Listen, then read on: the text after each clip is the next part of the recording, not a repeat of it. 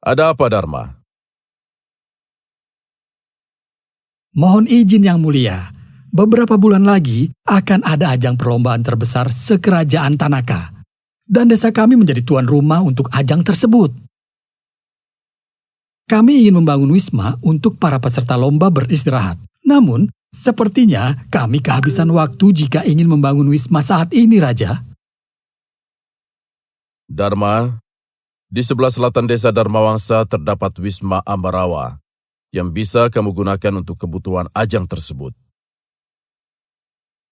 Tapi itu kan milik kerajaan pusat, Raja. Apakah tidak akan menimbulkan masalah? Tidak apa-apa, Dharma. Pakailah. Namun pastikan wisma ini tetap terawat. Nandana, tolong urus proses pinjam pakai ini ya.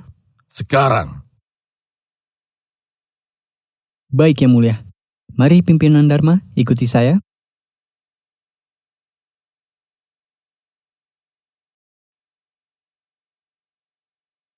Maaf, Patih, apa yang dimaksud oleh Raja tadi? Proses pinjam pakai? Apa itu, Patih?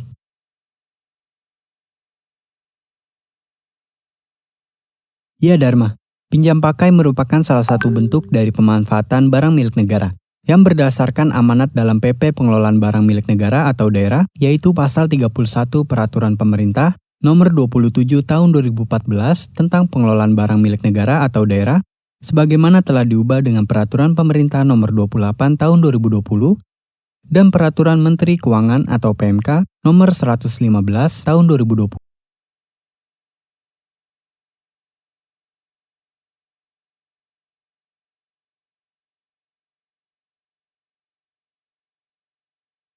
Keputusan Raja meminjamkan wisma ini selaras dengan prinsip umum pemanfaatan BMN yang berlaku.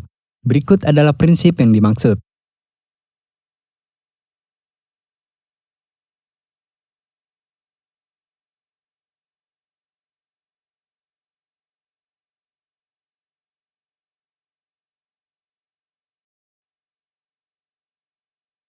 Jadi proses pinjam pakai itu bagaimana, Patih? Begini Dharma, pinjam pakai memungkinkan adanya penyerahan penggunaan BMN dari pemerintah pusat ke pemerintah daerah ataupun pemerintah desa dalam jangka waktu tertentu dan tanpa menerima imbalan. Setelah jangka waktu yang ditentukan telah berakhir, maka BMN tersebut harus diserahkan kembali kepada pengelola barang atau pengguna barang. Seperti halnya wisma yang nantinya akan kamu gunakan. Kerjaan pusat menyerahkan wisma ini untuk kebutuhan ajang perlombaan. Nantinya wisma ini harus diserahkan kembali ke kerajaan pusat. Hal ini merupakan strategi raja agar kerajaan tetap dapat mengoptimalkan BMN yang belum atau tidak digunakan untuk penyelenggaraan tugas dan fungsi pengelola barang atau pengguna barang. Selain itu, hal ini juga dapat menunjang pelaksanaan penyelenggaraan pemerintahan daerah atau pemerintahan desa, serta memberikan manfaat ekonomi sosial bagi pemerintah daerah, pemerintah desa, ataupun masyarakat.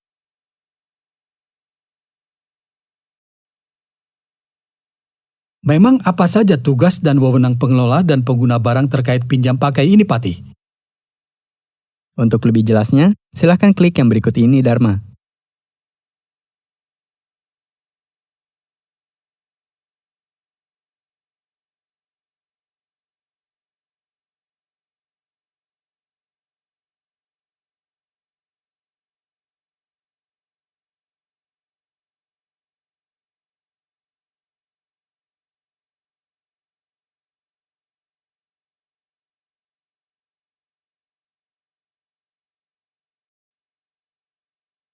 Wah, saya baru tahu, Patih. Lalu, adakah dasar hukum yang melindungi pelaksanaan pinjam pakai ini, Patih? Tentu, dasar hukum pelaksanaan pinjam pakai BMN adalah PMK nomor 115 tahun 2020 tentang pemanfaatan barang milik negara, khususnya pasal 31-38.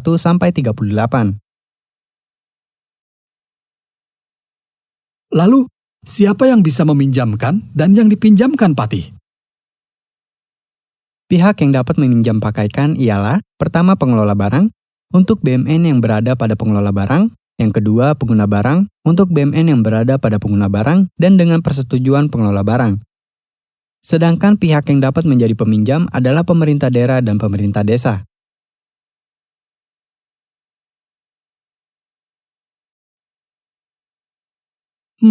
Apa saja objek yang bisa dipakai pinjamkan, Pati? Untuk objeknya meliputi BMN berupa tanah serta bangunan dan non-tanah serta non-bangunan yang berada pada pengelola barang atau pengguna barang. Peminjaman ini dapat dilakukan untuk sebagian maupun keseluruhan.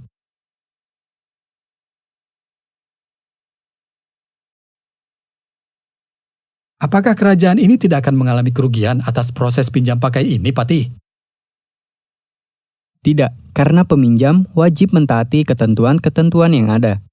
Hal tersebut dibuat sebagai bentuk pengamanan dan pemeliharaan atas objek tersebut. Berikut ini ialah ketentuan yang dimaksud Dharma.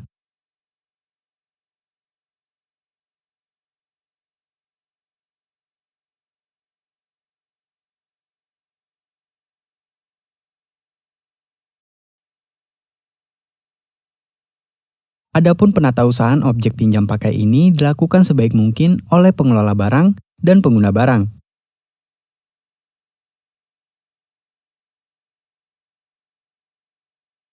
Pengawasan dan pengendalian atas pelaksanaan pinjam pakai juga dilakukan sesuai dengan ketentuan peraturan perundang-undangan di bidang pengawasan dan pengendalian BMN.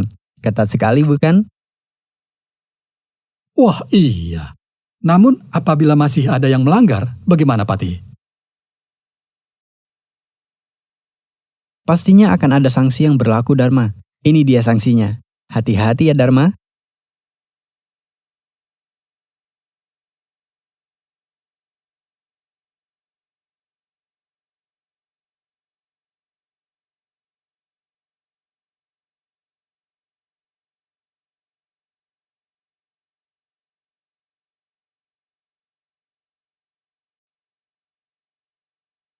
Adapun penatausahaan, pastinya akan ada sanksi yang berlaku, Dharma. Ini dia sanksinya. Hati-hati ya, Dharma.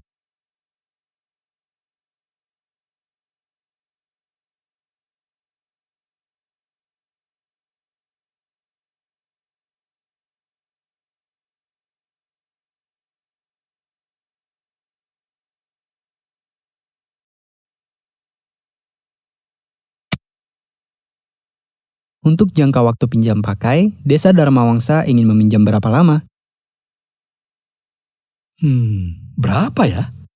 Memang berapa lama jangka waktu untuk pinjam pakai itu sendiri, Pati? Jangka waktu pinjam pakai itu paling lama 5 tahun dan dapat diperpanjang. Perpanjangan dilakukan dengan pertimbangan sesuai dengan yang diatur dalam ketentuan mengenai pemanfaatan BMN.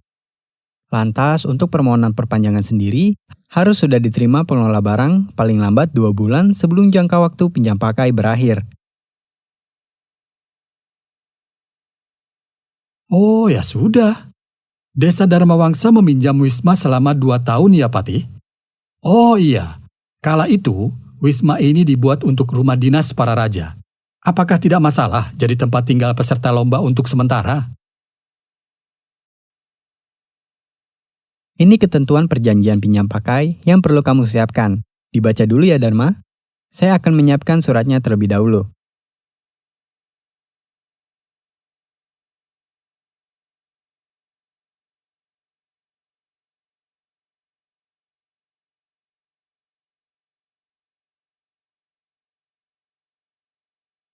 Sudah paham, Dharma? Sudah, Pati. Tidak apa-apa, asal kamu tidak merubah konstruksinya ya. Nah, untuk lebih jelasnya, lihat apa saja ketentuan perubahan objek yang diperbolehkan.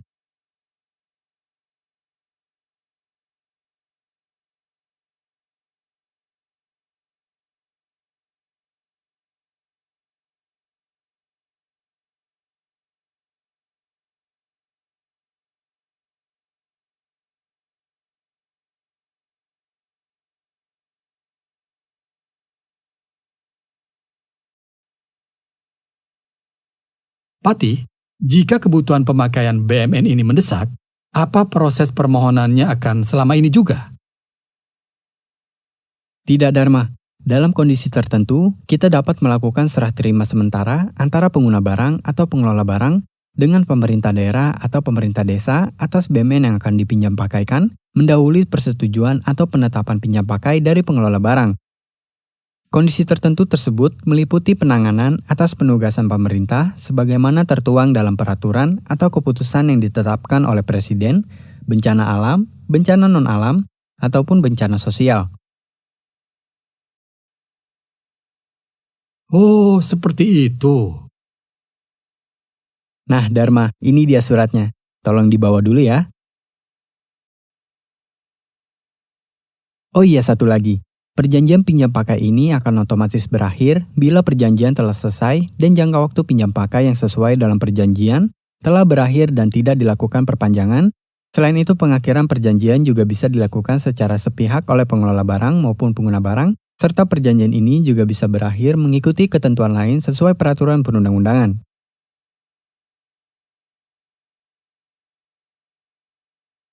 Wah, bisa diakhiri secara sepihak juga ya, Patih? Tentu, kamu perhatikan sebab pengakhiran sepihak ini ya, Dharma.